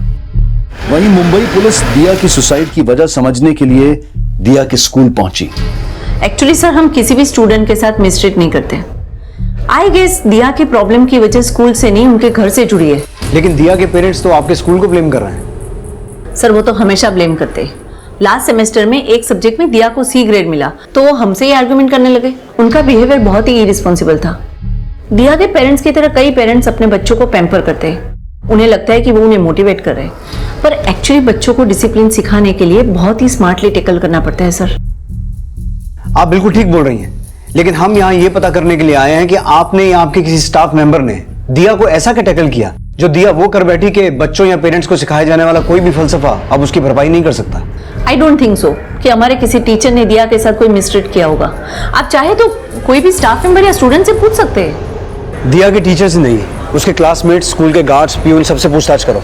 हो सकता है कोई ऐसी बात सामने आए जिसने दिया को सुसाइड करने के लिए उकसाया हो। यस सर, लेकिन प्रिंसिपल ने दिया की फैमिली को ब्लेम किया है। क्या लगता है सर?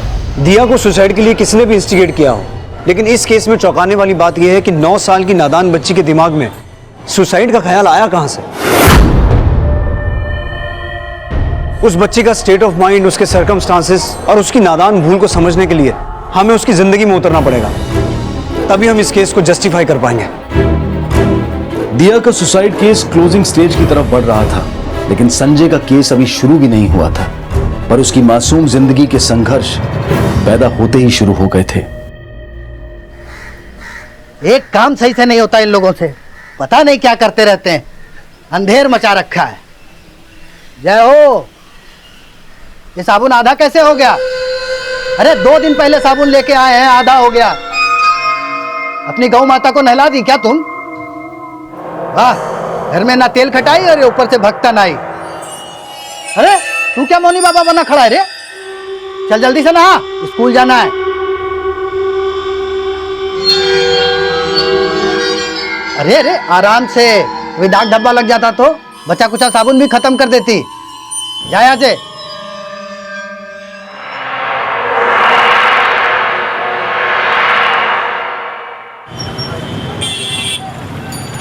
दस इक्के 10, 10 दूनी 20, 10 तिया 30, 10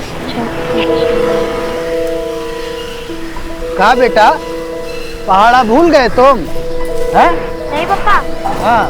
9 पंजे 50, 9 छक्के 60। वाह बेटा वाह, ये आइसक्रीम पे ध्यान है तो 10 का पहाड़ा में 9 का पहाड़ा घुसेड़ दिए। बेटा हमारा पढ़ाने का हैसियत नहीं है तुमको, समझे? वही ज्यादा जबान लपर लपर मत करो, पढ़ाई में दिमाग लगाओ। चलो जाओ, स्कूल आ गया।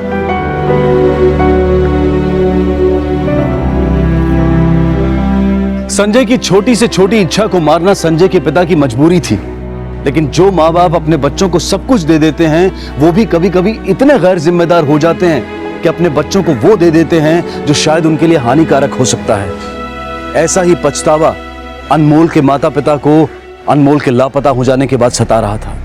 हम बोलते रहे आपको, बच्चे का हर जिद पूरा नहीं करते। मोबाइल का उम्र नहीं है अनमोल का। लेकिन फिर भी आप उसे दे के ही छोड़े। माना कि हम अनमोल को मोबाइल दिए, लेकिन हमारे देने से नहीं, बल्कि हमको लगता है तुम्हारे उससे मोबाइल छीन लेने की वजह से वो घर से भागा है।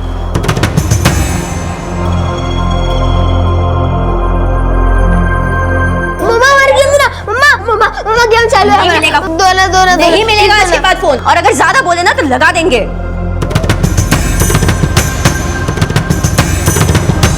हाँ हम छीने हम उसका फोन। हमको लगा वो मोबाइल छोड़ के थोड़ा पढ़ाई पे ध्यान देगा, तो हम क्या गलत किए?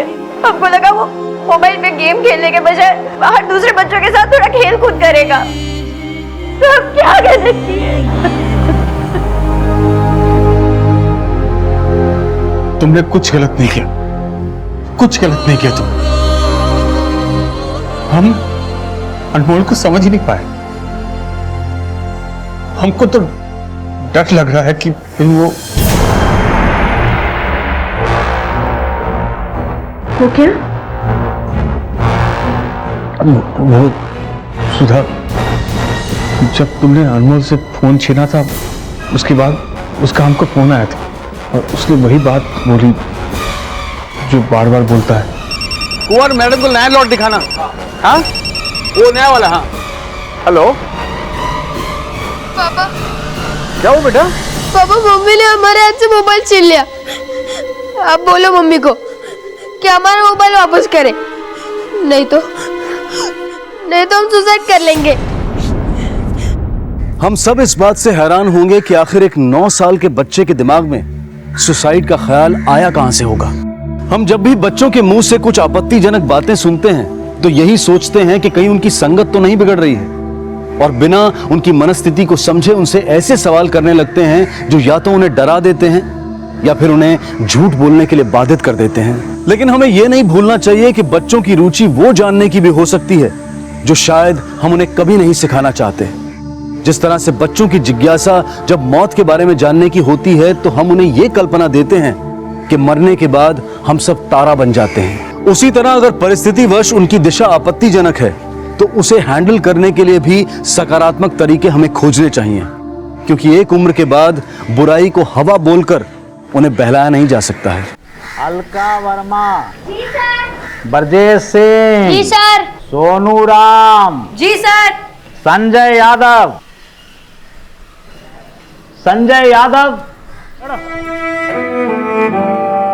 चलो। गोलू, जी सर। विकास,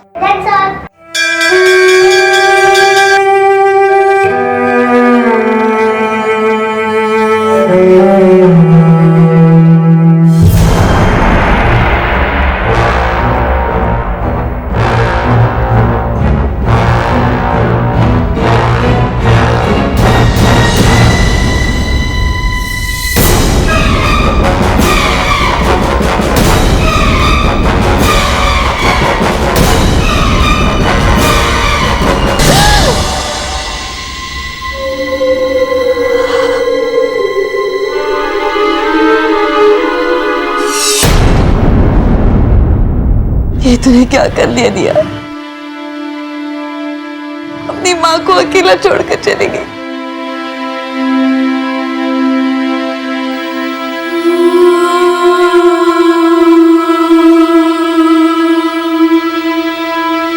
खेलने की क्या जरूरत थी? हैं? कहीं चोट वोट लग जाता तो? तुमको खिलाने के लिए हमारे पास पैसा है नहीं, दवा दारू कहाँ से करवाते? वही तो दाग लगा है, कहीं बूसट फट जाता तो कहां से सिलवा के देते तुमको वर्दी? बेटा हम गरीब लोग हैं, समझे? हमको सांस भी 4 बार सोच के लेना पड़ता है।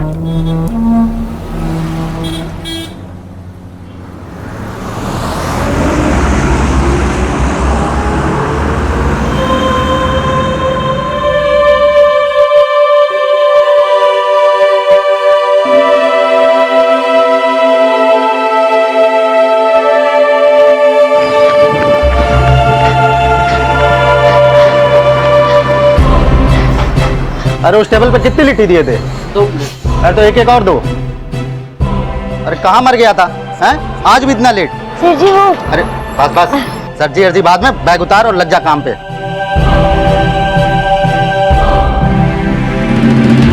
भैया गलती हो गई, छोटा बच्चा है ना, माफ कर दो। आज बिजी मिलेंगे, 5 रुपए हमने चाय के काट लिए हैं। अब जाओ, कल से समय पे आना। सेठ जी, वो कपड़े धोने का साबुन दो ना। काय? उसके ही पैसे काट लो।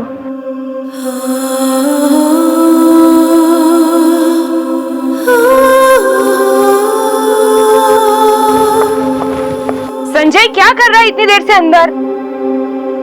ये क्या साफ कर रहा है? रोज रोज ये नए दाग कहाँ से लगा के आता है?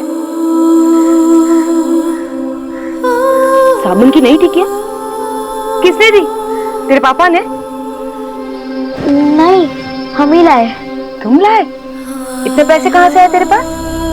वो हम गणित में सब हल सही किए थे ना, तो मास्टर जी खुश होकर इनाम दिए, 20 रुपए दिए, 5 का है साबुन लाए और ये बाकी के 15। दीदी का शादी कराना है ना, जोड़ लो। मेरा बेटा, ये जो तेरी भावना है ना, वो इस 15 रुपए से कहीं ज्यादा अनमोल है। पर बेटा, तेरे मास्टर जी तुझे रोज रोज पैसे नहीं देंगे, और तेरे पापा पता नहीं कैसे इंतजाम करेंगे। परिवार की आर्थिक तंगी संजय के दिलो दिमाग पर वो असर कर रही थी कि वो अपने भविष्य के साथ खिलवाड़ करने पर विवश था। संजय की नियति जहां उसे ले जा रही थी, लेकिन दिया की आत्महत्या की वजह क्या उसके माता पिता से जुड़ी थी या फिर दिया के स्कूल से? हाँ बोल मोहिते। सर एक बात पता चली है, शायद इसी बात की वजह से दिया ने सुसाइड किया हो। देखो बेटा, हम आपको ब्लेम नहीं कर रहे हैं, हम सिर्फ ये पूछ रहे हैं कि उस दिन स्कूल में तुम्हारे और दिया के बीच में वो मिसअंडरस्टैंडिंग कैसे क्रिएट हुई? कंप्यूटर क्लास में जो टीचर ने टैब दिया था, क्लास के बाद टीचर ने सबको रिटर्न करने के लिए बोला। मैंने देखा मेरा टैब डेस्क पे था ही नहीं। टीचर ने मुझे बहुत डांटा, बहुत एम्बैरेस फील हुआ अंकल। और बाद में जब मैंने दिया का ज्योमेट्रिक बॉक्स यूज करने के लिए उसका बैग खोला, मैंने देखा वो टैब उसके बैग में था। दिया, ये टैब तेरे पास कैसे आया? मुझे नहीं पता ये मेरे बैग में कैसे आया। आया नहीं, तूने चुराया मेरा टैब। अब मैं सर को जाके कंप्लेंट करूंगी। नहीं चलो नहीं, मैंने तेरा टैब नहीं चुराया, मुझे नहीं पता ये बैग में। यू आर अ लायर दिया, तू चोर है। अब तू मेरी फ्रेंड नहीं है, तू चोर है। तू चोर है क्या? मैं जानती हूँ। चलो नहीं, चलो नहीं।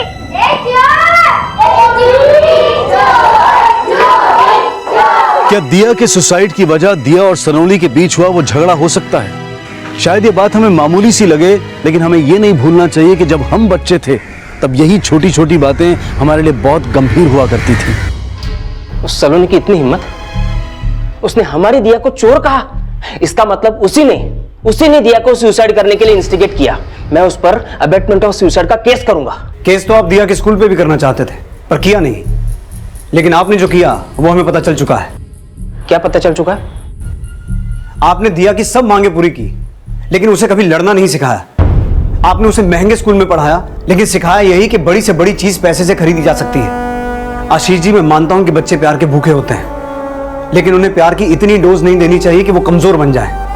जिंदगी की एक हार को अपनी आखिरी बैटल मान लें, घुटने टेक दें। ये सब बोल के आप क्या साबित करना चाहते हैं? देखिए, I am still not sure कि दिया की सुसाइड की वजह उसकी सलोनी से मिसअंडरस्टैंडिंग थी या उसकी कोई और वजह थी।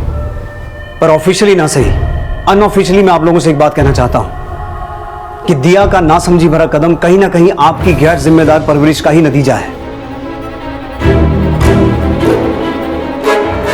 एंड बाय द वे, आप जो चाहे कर सकते हैं, लेकिन मुझे नहीं लगता कि कोर्ट भी सलोनी के खिलाफ अबेटमेंट ऑफ सुसाइड का केस एक्सेप्ट करेगा। क्या बकवास कर रहे हैं? दिया ने हमारी वजह से आत्महत्या की, हमारी परवरिश में खोट थी, छोड़ूंगा नहीं। सही कह रहे आशीष, शायद हम ही गलत हैं। हमने दिया को कभी भी किसी भी चीज के लिए ना नहीं कहा, तो वो कैसे सीखती कि ना को एक्सेप्ट कैसे करना है।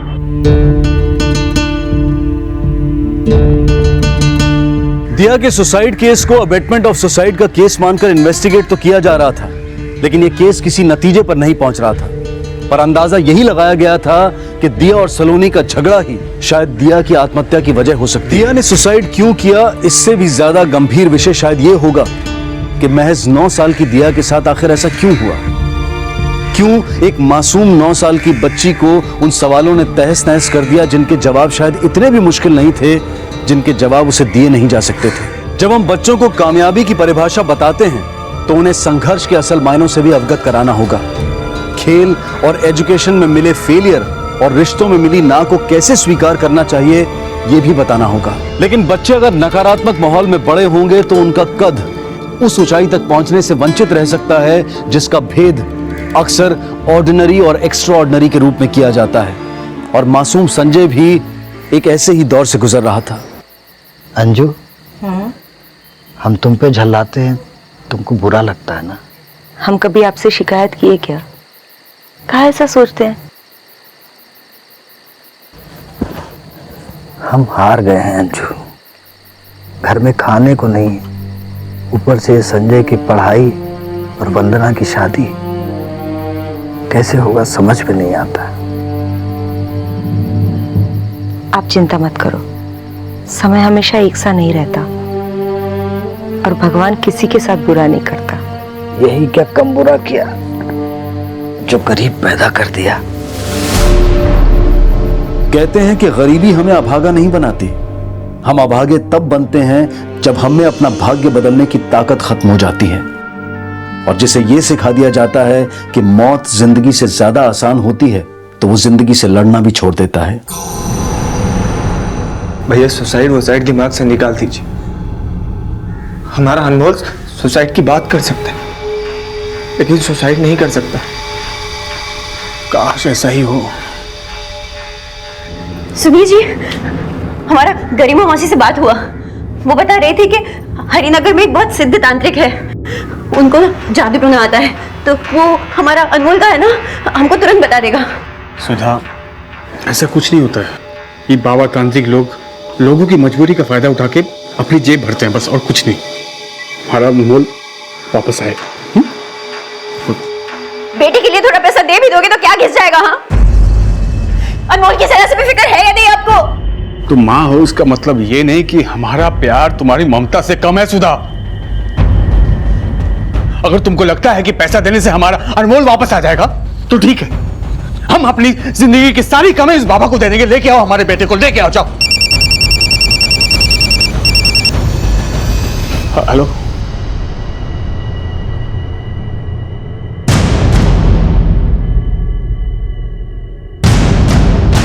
और ये उसकी चाची मयूरी की केस की फाइल है। सर, अनमोल की लाश उसी नदी में मिली है जहां उसकी चाची मयूरी ने सुसाइड किया था। अनमोल की चाची का नदी में सुसाइड करना और उसी नदी से अनमोल की लाश मिलना। मैं अनमोल की बॉडी को पोस्टमार्टम के लिए भेजो। उसके पड़ोसी, रिश्तेदार, उनकी दुकान में काम करने वाले जितने भी एम्प्लॉयज हैं, सबसे नए सिरे से पूछताछ करो। Okay sir. जिसकी इन्वेस्टिगेशन के एंगल भी अलग थे और जिसे फिलहाल इन्वेस्टिगेट किया जा रहा था। दिया ने आत्महत्या की थी और अनमोल की लाश पुलिस को मिली थी, लेकिन संजय की नियति क्या थी? आज से 2 दिन बाद स्कूल की तरफ से सारे बच्चों को पिकनिक पे चिड़ियाघर लेके जाने का प्लान है। मारेंगे उलटिए जाओगे। सब अपने मम्मी पापा को बताओगे और कल तक सबको 50-50 रुपया यहां जमा करना है, समझा? जी सर। घर में 4 लोग हैं, एक आदमी पे 2 रोटी तो 8 रोटी हुआ ना। 16 रोटी का आटा गूंथ रही हो। अरे 2 दिन पहले साबुन लेके आए हैं, आधा हो गया। हम गरीब लोग हैं, समझे? हमारे मम्मी ने ना हमें चश्मा दिया है, कल हम वही पहन के आएंगे। बंदर लेके जाएगा तेरा चश्मा।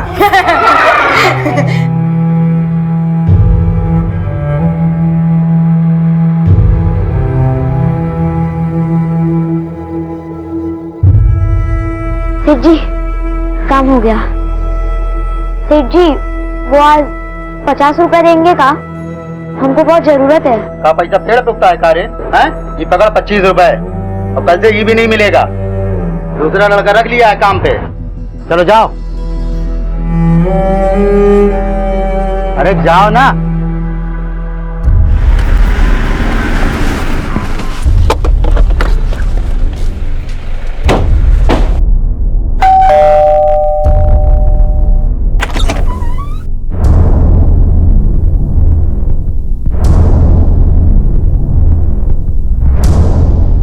हाँ सर, मेरी बीवी मयूरी की लाश भी गंगा बैराज में मिली थी, लेकिन उस केस का इस केस से क्या लेना देना?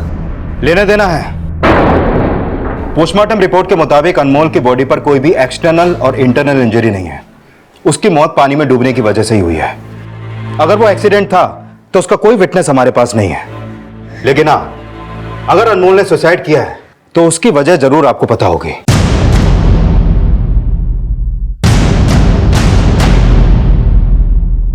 पापा, मम्मी ने हमारे हाथ से मोबाइल छीन लिया। आप बोलो मम्मी को कि हमारा मोबाइल वापस करे, नहीं तो हम सुसाइड कर लेंगे। सिर्फ मोबाइल ही नहीं, हमें पता चला है कि अनमोल हर बात पे सुसाइड की धमकी देता था। और आपकी दुकान में काम करने वाले कर्मचारियों ने हमें बताया कि अनमोल दुकान पर भी जाया करता था और आप लोग उसके सामने उसकी चाची का सुसाइड केस डिस्कस करते थे। क्या बताऊं भाई साहब, मयूरी बात बात में सुसाइड करने की धमकी देती। जेवर नहीं दिलाऊं तो सुसाइड कर लूं, आपसे हिस्सा लेके अलग नहीं हुआ तो सुसाइड कर लूं। तंग आ गया था मैं उससे। और सच कहूं ना भाई साहब, अच्छा ही हुआ कि उसने सुसाइड कर लिया। उसे भी मुक्ति मिल गई और मुझे भी। मतलब जाने अनजाने आपने अनमोल को यह सीख दे दी कि सुसाइड ही सब चीज का सॉल्यूशन है। सुसाइड से किसी भी दुख से मुक्ति मिल सकती है, इसलिए उसने समझा कि उससे मोबाइल छीने जाने का जो दुख उसे है, उससे सिर्फ सुसाइड करके ही मुक्ति मिल सकती है। शायद इसीलिए अनमोल ने उस दुख से मुक्ति पाने के लिए सुसाइड कर लिया। लेकिन संजय की मासूम जिंदगी का सफर क्या इसी परिणाम पर थमने वाला था? चले। क्या बात है बेटा, आजकल बड़ा गुमसुम से रहते हो, चुपचाप हमसे नाराज हो का? नहीं पापा। बेटा, आज जो दिल में है दिल खोल के बोल दो। आज हम तुम्हें कुछ नहीं कहेंगे। पापा, ये भगवान ने हमको गरीब क्यों बनाया?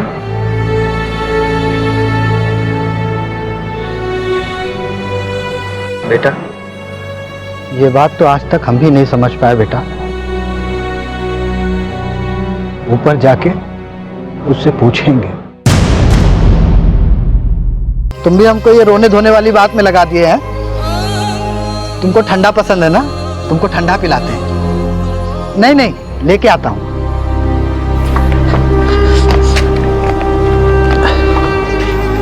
लो पियो बेटा, ले लो।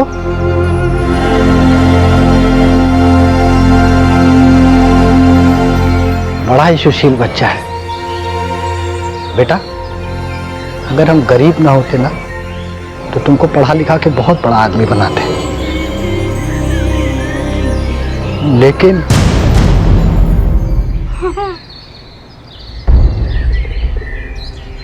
अरे तुमने अभी तक पिया नहीं? अरे जल्दी जल्दी पियो, घर पहुंचने तक खत्म कर देना, समझे? हाँ। पापा, फोन।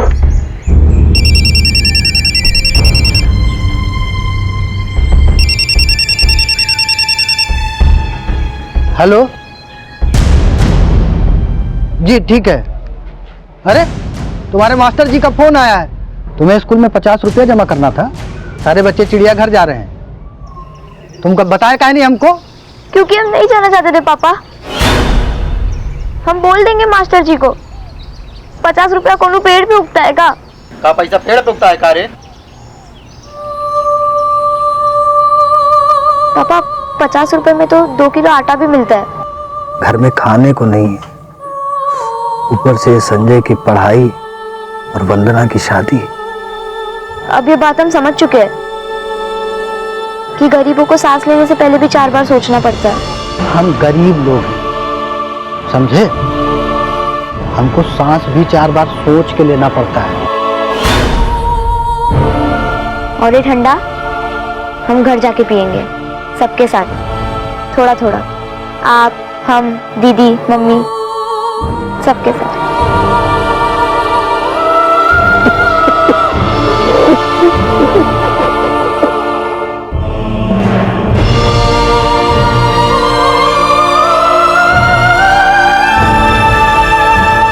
अरे तुम यहीं रुको हैं? अरे हम जा रहे हैं ना, जब तुमको बुलाएंगे तब तुम आना। हम तुम्हारी मम्मी को बताएंगे कि संजय कितना समझदार हो गया है, ठीक है? तुमको 50 रुपए भी देंगे चिड़ियाघर जाने के लिए, है ना? ठीक है?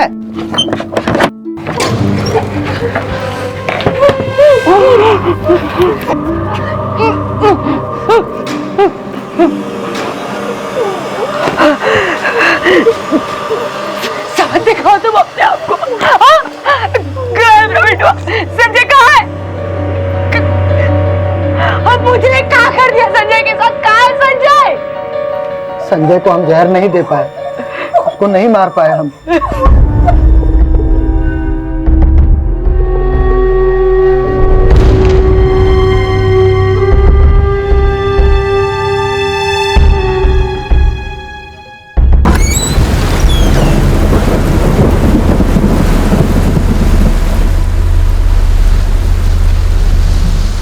कहाँ गया?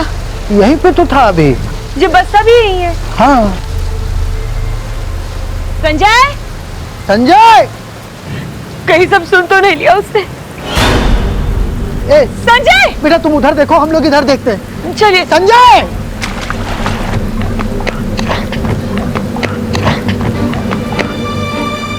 संजय! ए बेटा संजय दिखा कहीं? अरे संभाल के। अरे संजय!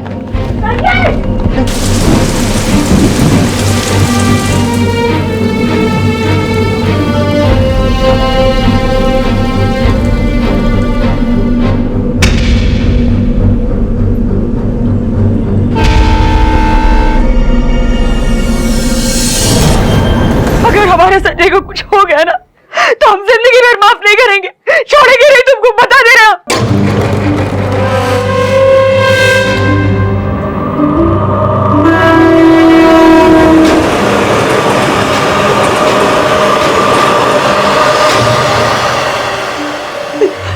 संजय, कहाँ चला गया था तू? ऐसे कोई जाता है अपनी माँ को छोड़ के? कितना परेशान था। हमको माफ कर दो पापा, हमारी वजह से आपका 50 रुपए का खर्चा आ गया, इसीलिए हम सोचे कि हम मर जाएंगे, आपका बोझ भी हल्का हो जाएगा और 2 वक्त की हमारी रोटी भी कम हो जाएगी। बेटा, जिंदगी की परेशानी का हल मौत नहीं है, यही जिंदगी है, इसी से हमें लड़ना है। ये तो हमने तुम्ही लोगों से सीखा है, लेकिन रो के नहीं, हंस के जीना है। शुक्र है कि संजय जीवित है, लेकिन दिया और अनमोल की तरह ऐसी अनगिनत जानें थी जिनके आंकड़े हमें सोचने पर मजबूर करते हैं। सरहद, बारूद, हिंसा और भेदभाव का दर्द झेल रही इस दुनिया में हम नन्ही जानों को शायद यही सोचकर लाते हैं, क्योंकि हम ये मानते हैं कि जिंदगी छीनने वाला जिंदगी देने वाले से बड़ा नहीं हो सकता। लेकिन अगर कुछ जाने इस तरह से छिन जाएं, तो विचार होना जरूरी है। अब मैं अनूप सोनी आपसे विदा लेता हूं, फिर मुलाकात होगी अगले एपिसोड में एक और चौंका देने वाले केस के साथ। तब तक अपना और अपने परिवार का ख्याल रखें और देखते रहें क्राइम पेट्रोल डायल 100। सबक एक को सीख हम सबको। जय हिंद। इस तरह के और भी एपिसोड देखने के लिए हमारे चैनल को सब्सक्राइब करें और बेल आइकन दबाना ना भूलें।